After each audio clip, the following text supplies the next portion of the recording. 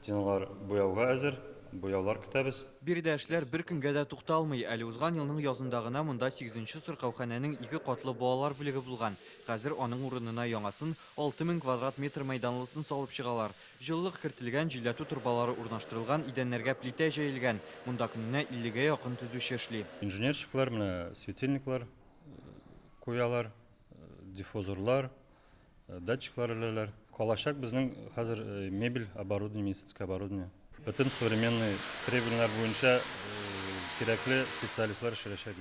Сыркауханәдә махсус галокамерада булачак. Әлеге тоз шахтасы сулыш алу юллары авыруларыннан интеккән балалар өчен. Яңа Сыркауханәдә 7 урынлык көндезге стационарда урын алачак. На первом этаже будет находиться Сыркауханәнең беренче катында йогышлы авырулар, травматология бүлекләре, балаларга сөт продуктларын тапшыру пункты булачак. Әлегә алар төрле биналарда урнашкан.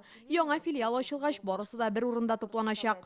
Дәрвишләр бистәсендә 11 меңнән артык бала яши. Аларга 6нчы хастаханәнең 3 филиалында хезмәт күрсәтәләр. Әмма алар күп фатирлы йортларның беренче катларында урнашкан. Шуңа пациентларга да, белгечләргә дә урын җитмәгән. Специалисты вообще тут не было, посылали. Монда табиблар бик аз бит. Гел Азина Җиңү проспектында урнашкан хастаханәләргә җибәрәләр иде. Кайбер белгечләргә эләгер өчен 2-3 ай көткән вакытлар да булды. Очередь всегда, если по записи и без записи, все равно в очередь сидим, ждем. На детской поликлинике.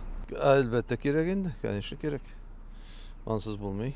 Яңа медицина учреждениесендә көненә 200гә якын бала сәламәтлеген тикшертә алачак. Сыркауханә территориясендә балалар мәйданчыгы бар, монда инде төрле агачларда утыртылган. Әлеге объектны кулланылышка быелның мартында тапшырырга ниятлиләр. Рузаль Шарипов, Игорь Романов, Яңа Гасыр каналы.